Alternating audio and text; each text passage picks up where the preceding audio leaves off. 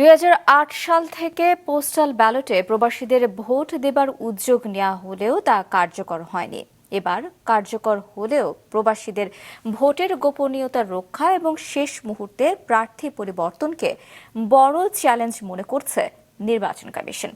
বিকেলে নির্বাচন ভবন থেকে ভার্চুয়ালি লন্ডন প্রবাসী এবং দূতাবাস কর্মকর্তাদের সঙ্গে প্রবাসী ভোট বিষয়ে আলোচনায় এসব কথা জানান নির্বাচন commissioner Abul Fazal Mohammad Sanaullah. Postal vote BD অ্যাপের মাধ্যমে প্রবাসীরা কিভাবে ভোট দেবেন সে বিষয়ে বিস্তারিত জানান নির্বাচন কমিশনার।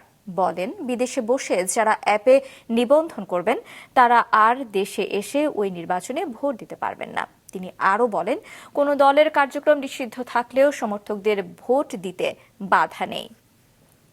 যে ব্যালটটা আমরা করতে যাচ্ছি তাতে চ্যালেঞ্জ হচ্ছে দুটো।